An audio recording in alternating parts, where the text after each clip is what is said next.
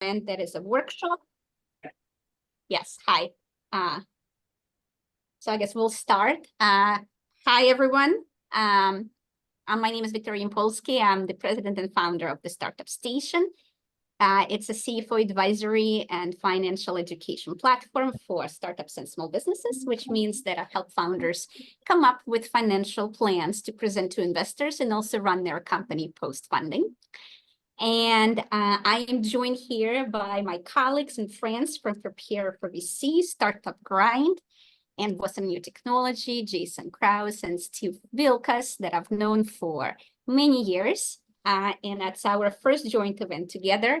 We're also celebrating 10 years of the Startup Station and this and the many upcoming events. So it's very special for me to be joined here by my clients and friends that are going to be part of the panel that will start in a little bit. So let me introduce formally my wonderful co-hosts. Jason Kraus is the founder and CEO of Prepare for VC, a visionary platform dedicated to empowering startup breakthroughs and guiding founders towards success. In his role at Prepare for VC, Jason is a respected investor, having made impactful investments in over 20 ventures in a diverse range of startups, reflecting his commitment to fostering innovative ideas across various sectors. Jason is also the acclaimed author of Venture Forward, Lessons from Leaders, a book that distills extensive experiences from a range of entrepreneurs into actionable advice for up-and-coming founders. And Jason, where can we buy your book? Is that on Amazon? It is on Amazon. Yeah, hard copies and ebooks as well. Perfect. Yeah. So if you guys want to get the book, it's on Amazon.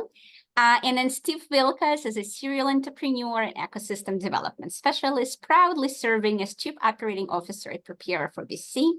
Steve is also co-director at Boston New Technology, where the principles of include, inspire, educate, and empower complement his overall purpose as a passionate startup evangelist who gets stuff done. And he is also an amazing dot connector who over the years has connected me to so many wonderful people, and actually is the reason why Jason and I know each other. And I want to acknowledge that because now it has blossomed into this event and many other opportunities. I knew you weren't just going to stick with my bio. Thank you, though. I appreciate that. Yeah. Yeah, and now I'm really excited to introduce Victoria to all of you too. As she mentioned, we've known each other, got into work with each other throughout the years, and been really impressed with everything she's built at the Startup Station. She's a CFO advisory, and she built a CFO advisory and financial education platform for startups and small businesses. Victoria is a serial entrepreneur, mentor for early stage startups, strategic CFO, and expert in financial modeling and valuation. And her business has helped more than 150 founders from 15 plus industries raise more than $50 million in venture capital. And more than 1,000 founders have taken Startup Station's courses to learn the basics of accounting, valuation, financing, modeling, and startup financing. And she's also taught at the Bank of America Institute for Women's Entrepreneurship at Cornell University. She's a strong advocate for female founders. So I'm really excited to learn about what that female founder opportunity you teased at the beginning is towards the end of the presentation here.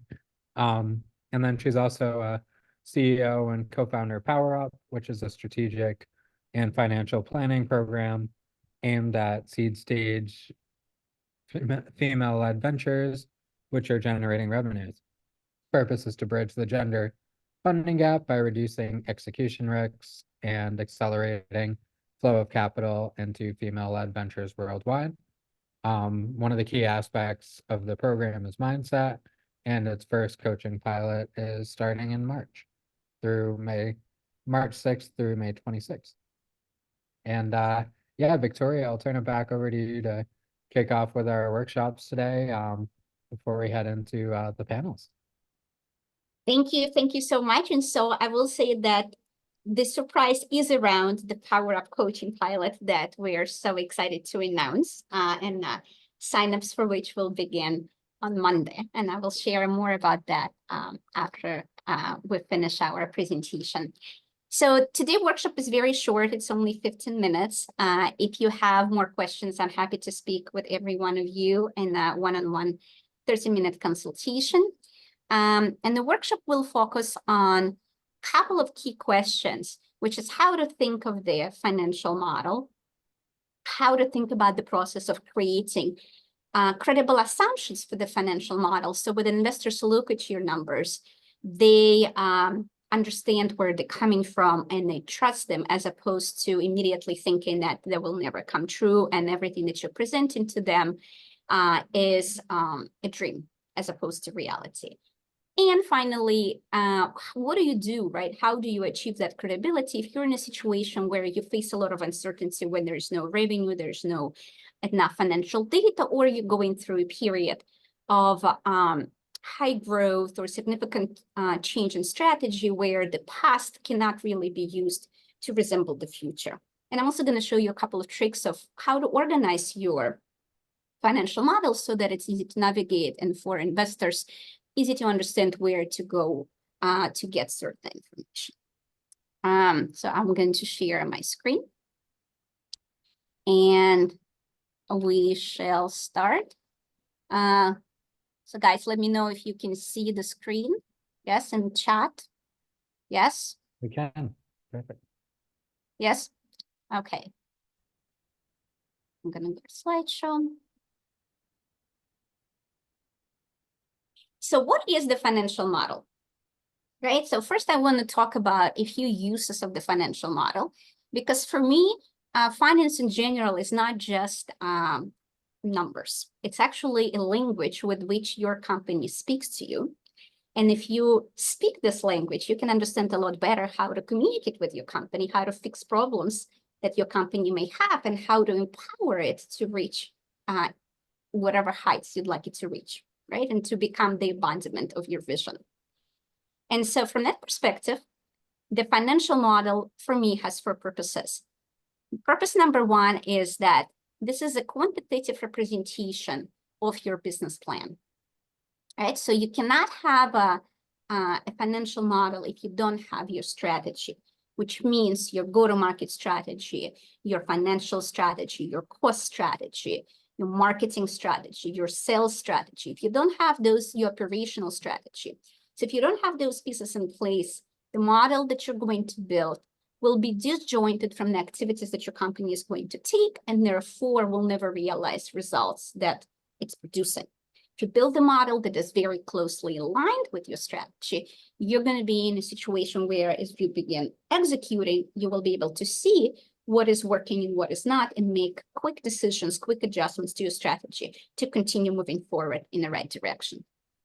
From that perspective, a financial model is a planning tool, not a crystal ball.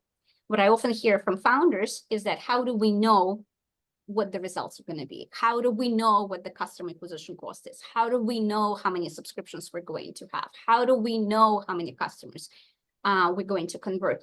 And you don't know, right? This is not the purpose of a financial model to tell you when you're going to be a billionaire. Because if it were possible, we'll be very rich right now. If it were possible to build a financial model like that.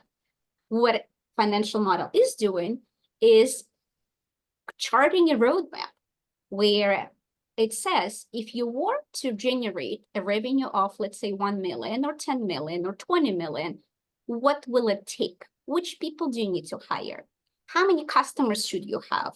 What does it mean for your marketing budget and for the conversion rate? What does it mean for the people that are going to be working in different places? What product stage do you need to be in order to roll out certain revenue streams, et cetera, et cetera? It's almost like a reverse engineering, but it's showing you from that perspective how to plan and what pieces to get in place in order for you to reach your revenue goals. It's also a business intelligence tool, because as you begin executing and you start comparing what actually happened with what you planned, you can understand which parts of the strategy needs to be fine-tuned. And finally, and very importantly for those who are fundraising right now, this is a communication tool. Because if you have a model that clearly connects your strategic decisions to financial outcomes, you have a clear and measurable way to show to investors how you're going to make your vision a reality, and that builds trust and credibility. When this link is missing, when it's not clear where the assumptions are coming from or how the financial data is produced, it instead builds distrust and dismissal, and then reduces your ability to move forward.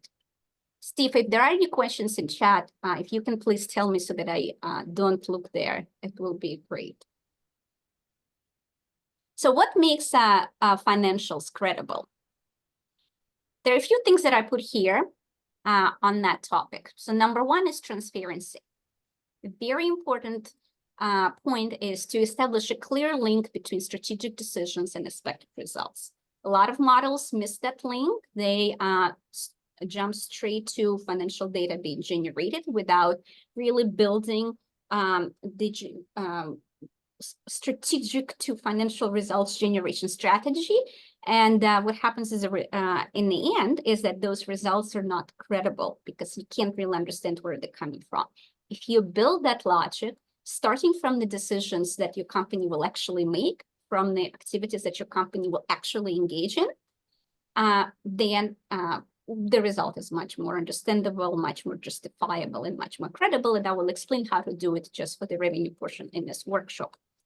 Completeness, right? It's important to think through how your decisions will affect not just the revenues, but also operations. If you have more customers, how will your customer service department scale? How will your operations department scale? Will you need more software developers to maintain number of bug fixes or whatever it is that's going to happen, et cetera, et cetera. Robust logic and formulating assumptions, we'll talk more about it in a second. Metrics that should be correctly defined to track progress. Some of them are common, such as profitability metrics or return on capital metrics. Some of them, such as unit economics, will be defined specifically for your business based on your business model. Risk assessment and mitigation. Financial model is a risk management tool in the sense that it allows you to understand what strategic decisions or inputs your model is most sensitive to, and then what to do in terms of the worst, best, and neutral case scenarios. And if you have that understanding and the plans in place, it becomes easier to defend to investors that you are prepared for every eventuality. And finally, model structure to allow for easy navigation. So here I want to cover the structure of the financial model. And this is based on our templates.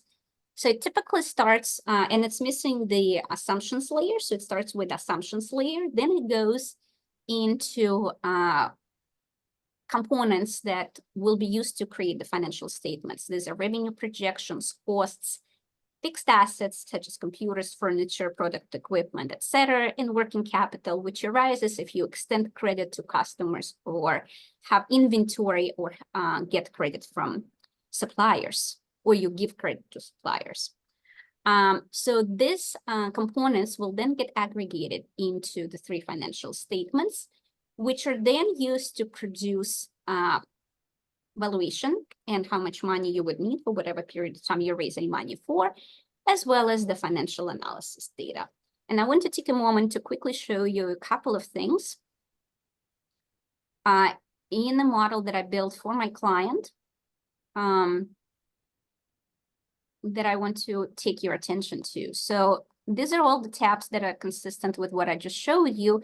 However, what you should also have is a README file where it will be clearly said which data is modifiable, which data is not modifiable, which data is based on historic data, or whatever are the conditions you have. If you click on this thing, you can go exactly to the tab that this link is linked to, and that makes it for easy navigation.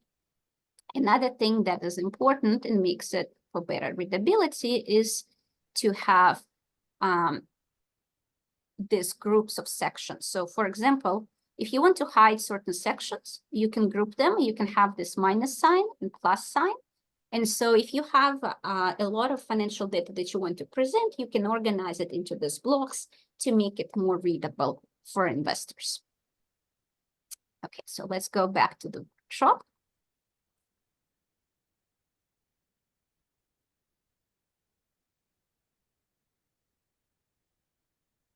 Now, how do we formulate credible assumptions? So there's no magic here. The assumptions can only come from four avenues. One is market data, which can be, if you don't have any data, you would use an industry norm, what is commonly accepted in the marketplace. It can be your data, historical data. It can be discretionary decisions or strategy. And all of this, I guess, data will be subject to constraints, regulatory constraints, capital constraints, product development constraints, or hiring constraints. Okay, so when you create your strategy, you should be thinking through all of those things. So specifically, your historical data will influence how you think about your revenues, cost, unit economics, the cash, your market research will influence how will you monetize your product, because it will be based on whatever the customer segment that you're trying to serve wants. Competitive research will influence price, costs, and go-to-market strategies, et cetera, et cetera. And so it's a combination of what is happening in the market and then what is happening in your company. If you don't have any historic data, then your assumptions will come from constraints, discretionary decisions, as well as market research and market data that is identified here.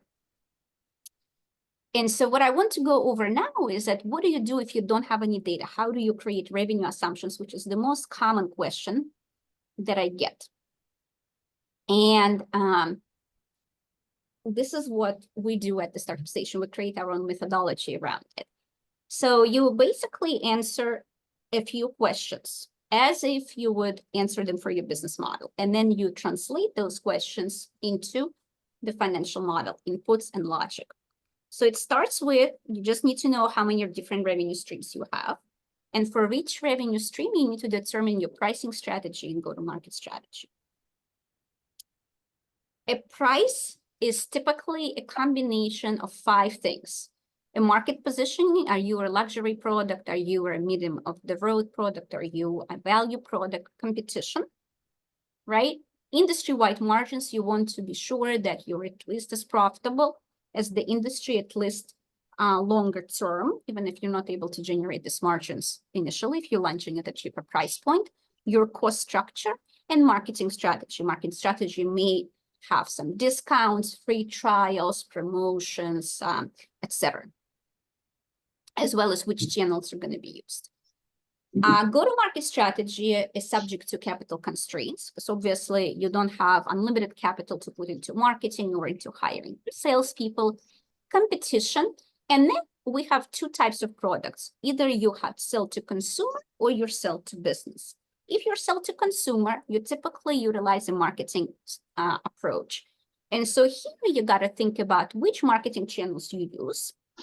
What is your marketing budget and how do you allocate it amongst those channels? These are discretionary decisions. The marketing budget is typically subject to your raise, right? You have all your other costs and the balance of it is a marketing budget.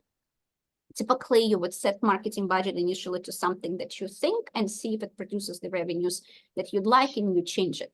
And then, of course, a conversion rate or customer acquisition cost for each strategy. Now, where do you get this data if you don't yet have anything?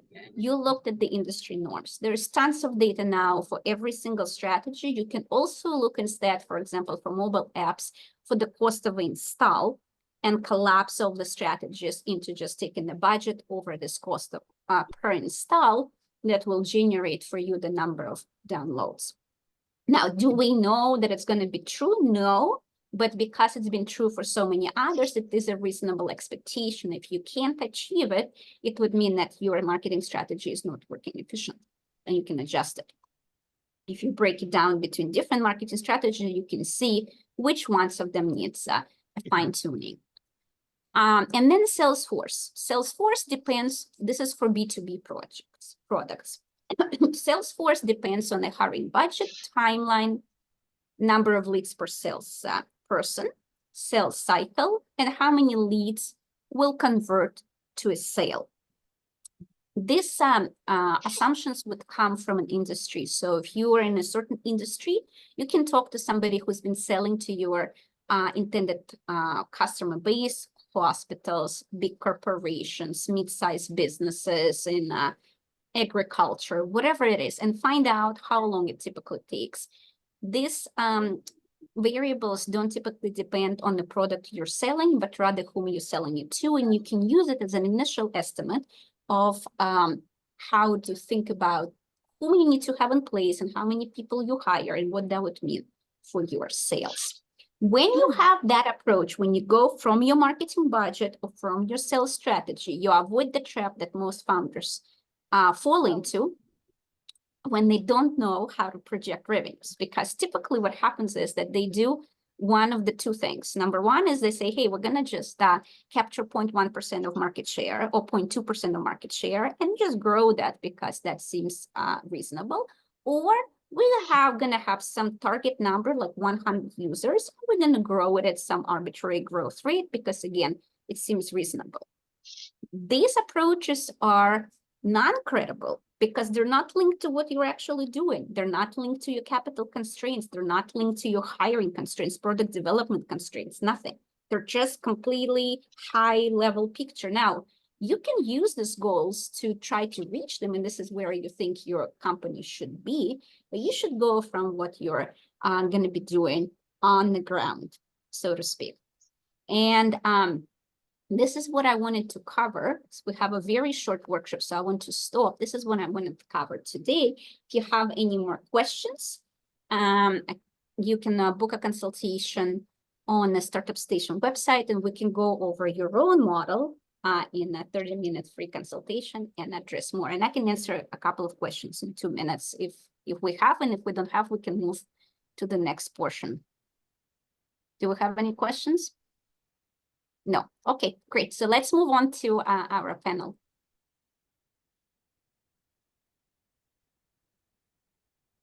And Awesome. stop the recording, by the way. Oh, sure. There we go.